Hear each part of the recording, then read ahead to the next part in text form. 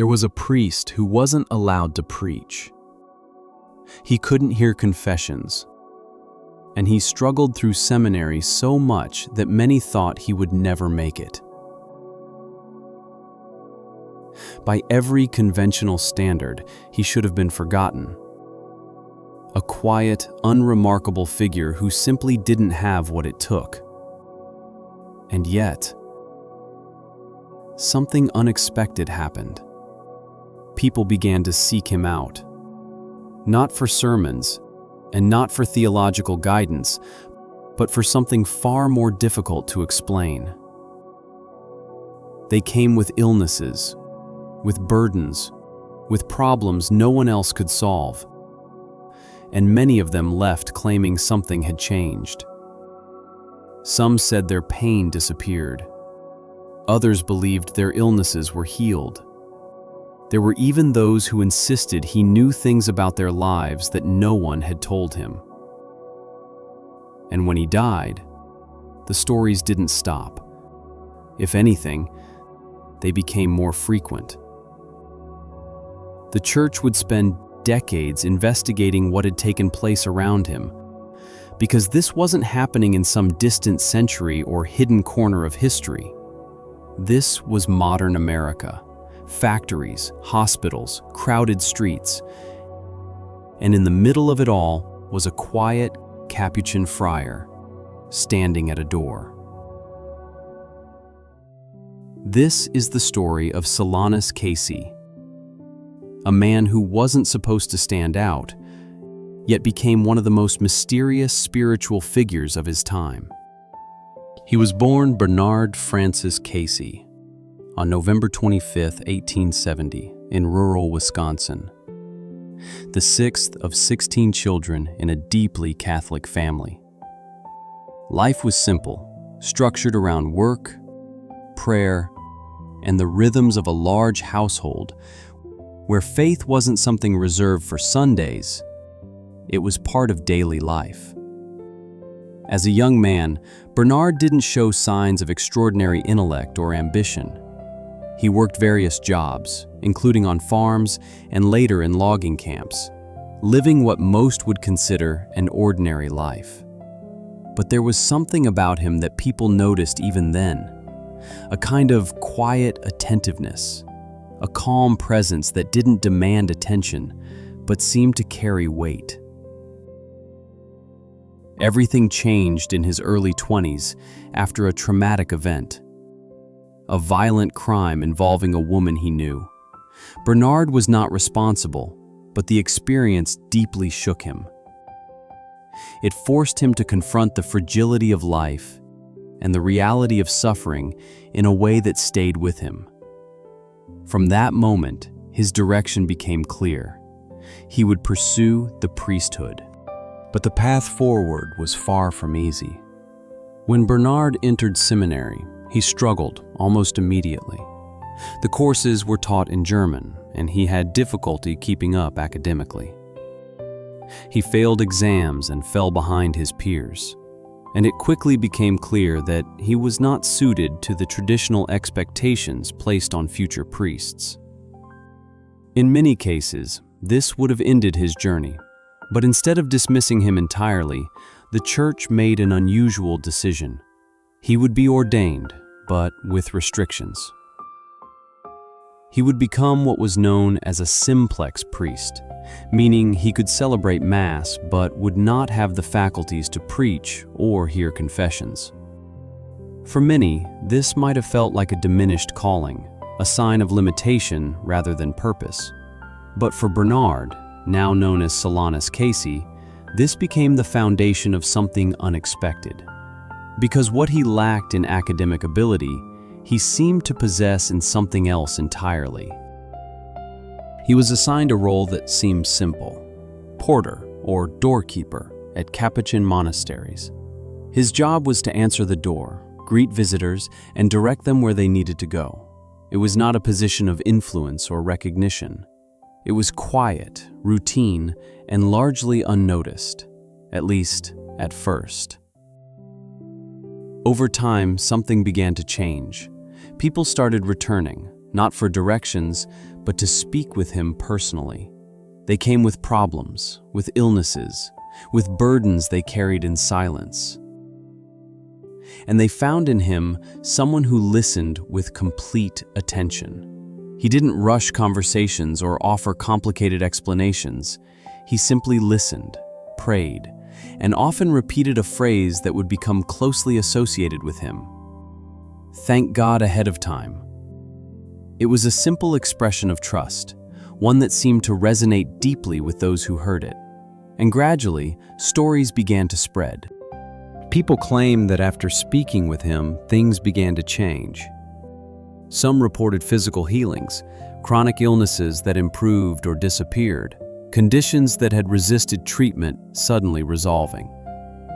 Others described emotional or spiritual shifts, a sense of peace or clarity they had not experienced before. There were also accounts that were more difficult to explain. Individuals claimed that he seemed to know details about their lives without being told, speaking about personal struggles or hidden concerns as if he had direct insight into them.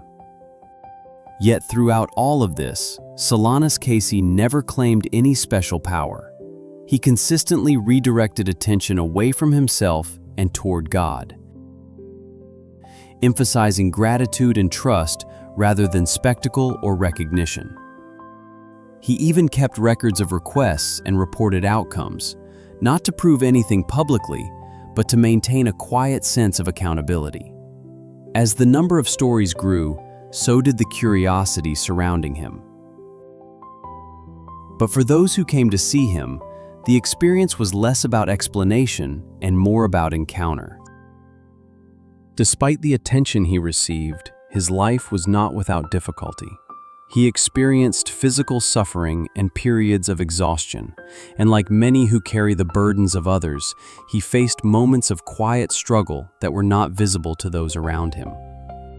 There were also skeptics, those who questioned the stories, who dismissed them as coincidence or exaggeration.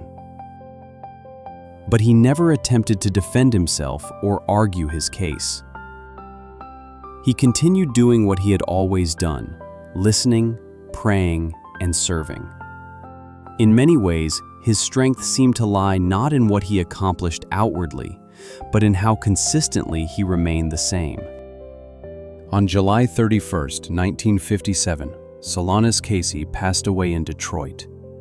His final words were simple: "I give my soul to Jesus Christ." For most people, that would mark the end of the story. But in this case, it did not. In the years that followed, reports continued. People who had never met him began praying for his intercession and claimed to experience healings and unexpected resolutions to serious problems. His tomb became a place of quiet pilgrimage, visited by those seeking help, clarity, or simply a moment of prayer. When his body was later exhumed, it was found to be in a condition that drew attention. While not perfectly incorrupt, it showed a level of preservation that many considered unusual, especially given the amount of time that had passed. For some, this added another layer to the mystery. For others, it was simply one more detail in a story that already resisted easy explanation. For decades, everything surrounding Solanus Casey remained unconfirmed. There were many stories, but the Church requires more than testimony. It requires evidence that can withstand rigorous examination. That moment finally came with the case of Paula Medina Zarate. She had lived her entire life with ichthyosis, a severe genetic skin condition with no known cure. In 2012, she traveled to Detroit and prayed at his tomb.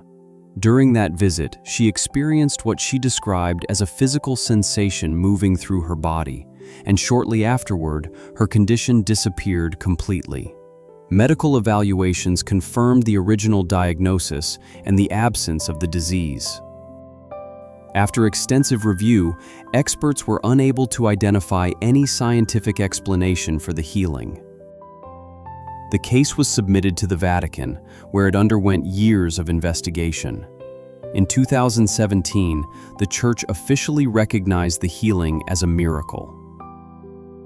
As a result, Solanus Casey was declared blessed. The process, however, is not complete. A second verified miracle would be required for canonization, and reports of potential cases continue to be examined. What makes this story difficult to categorize is not just the reported miracles, but the person at the center of them. He was not a theologian known for great writings or a leader with public influence. He was a man assigned to answer a door, a role that many would overlook. And yet, through that ordinary position, something extraordinary appeared to take place. Whether one views these events through faith, skepticism, or curiosity, the story of Solanus Casey raises a question that remains open. Not just about miracles, but about where meaning is found, and whether it sometimes emerges in the most unexpected places. If something in this story stayed with you, don't ignore it, because maybe it wasn't just a story. Maybe it was an invitation to see differently, to trust more deeply, to look beyond what's visible and begin asking what it means. If you want to explore more stories like this, stories that challenge what we think we know and reveal what we often overlook, then stay with us, subscribe, and step deeper into the mystery.